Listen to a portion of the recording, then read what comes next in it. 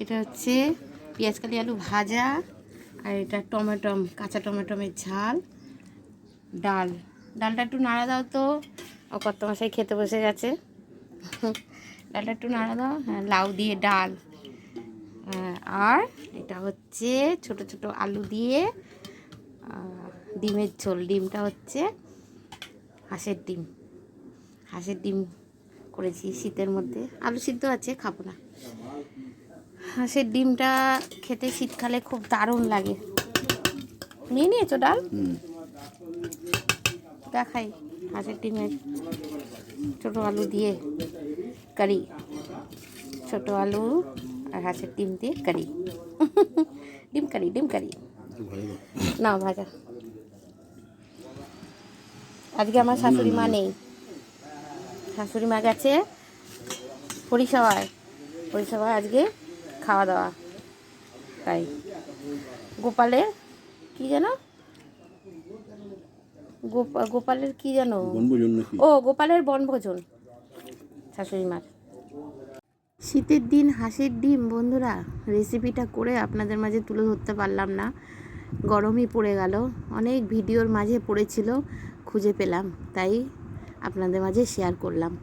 শীতের রেসিপি এটা। শীতের দিনে হাঁসের ডিম রান্না করেছি।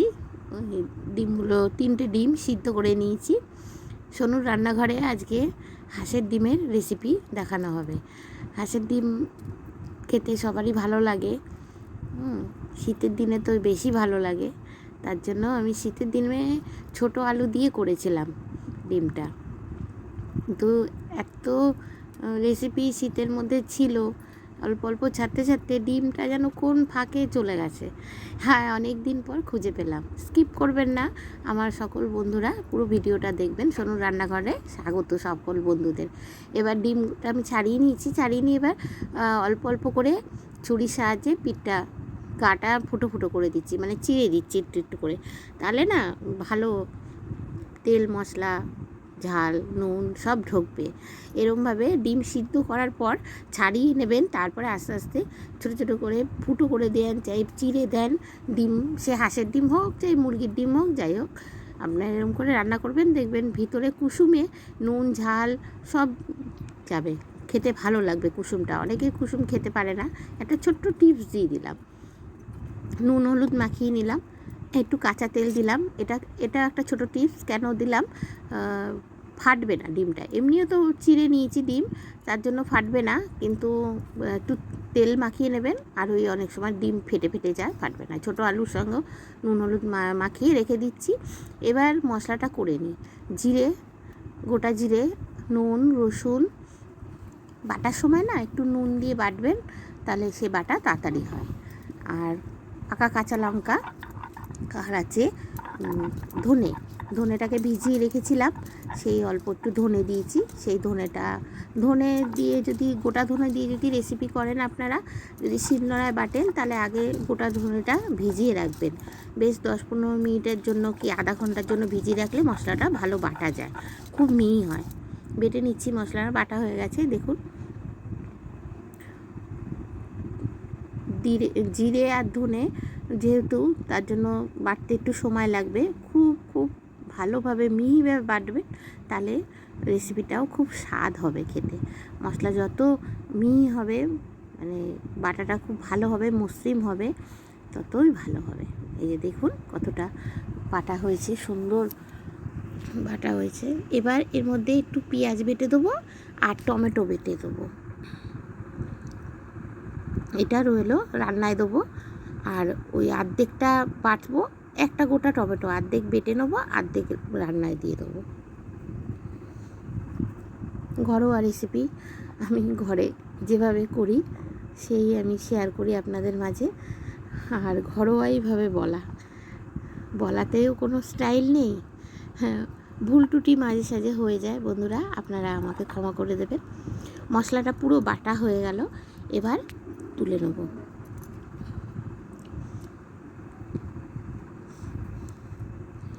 আমার সকল বন্ধুদের জানাই যে রেসিপিটা পুরো দেখে যদি ভালো লাগে, যারা এরকমভাবে ডিম করেননি, যে গাটা চিড়ে বা সর্ষের তেল মাখিয়ে করেননি, ফেটে যায় ডিম, তারা আপনারা করে খেয়ে দেখবেন, খুব ভালো হয়। হাঁসের ডিম খেতে এরকম নতুন আলু দিয়ে খেতে তো আরও মজা। আমি রেসিপিটা সর্ষের তেল দিয়েই করব। সর্ষের তেলটা গরম হয়ে গেছে, কড়াইতে দিয়েছি, গরম হয়ে গেছে। এবার ডিমগুলো দিয়ে দিলাম। খুব ভালো করে ভাজবেন না, কড়া করে ভাজবেন না, তাহলে না ডিমের যে উপরে সাদা অংশটা খেতে ভালো লাগে না, মজা লাগে না কড়া করে ভাজলে। হালকা একটু নেড়ে চেড়ে ভেজে নেবেন।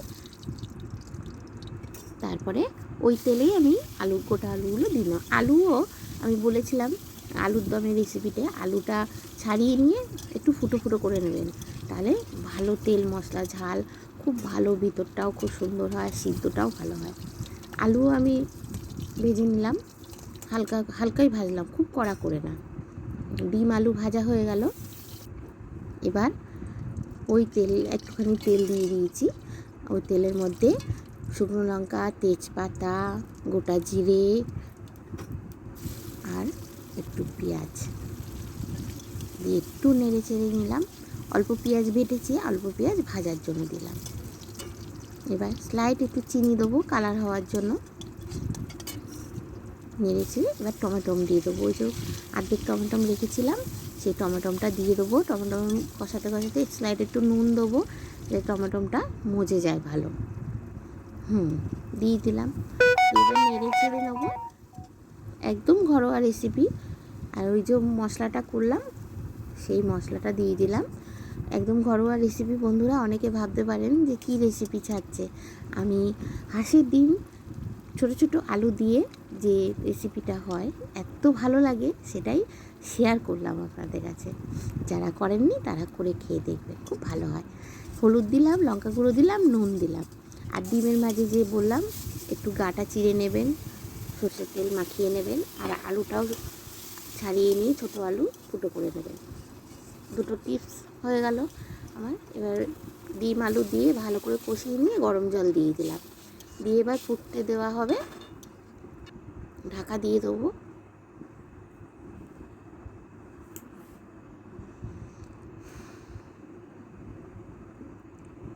আমার সাথে থাকবেন, পাশে থাকবেন। ভালো লাগলে একটু লাইক, শেয়ার, কমেন্ট, সাবস্ক্রাইব করে দেবেন, পাশে থাকা বেল আইকনটা প্রেস করে দেবেন।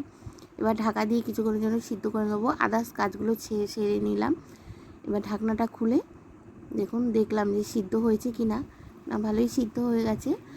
এবার ঝোলও একটু টেনে এসছে, গরম মশলা দিয়ে দিলাম, দিয়ে নেড়ে চেড়ে আবার আমি ঢাকা দিয়ে দেবো আর গ্যাসটা বন্ধ করে দেবো। গ্যাসটা বন্ধ হয়ে গেল। এবার আবার 5-10 মিনিট পর খুলে দেখলাম হয়ে গেছে। এবার ঢেলে নিয়ে পরিবেশনের পালা। ভালো লাগছে কি বন্ধুরা? যদি ভালো লাগে আপনারা করে খেয়ে দেখেন, খুব সুন্দর মজা, আর গরম ভাতে জমিয়ে খান। যারা আমার সাথে আছেন, পাশে আছেন, যারা পুরো ভিডিওটা দেখছেন, তাদেরকে জানাই অসংখ্য ধন্যবাদ। আবার একটা নতুন ভিডিও নিয়ে আসবো। টাটা।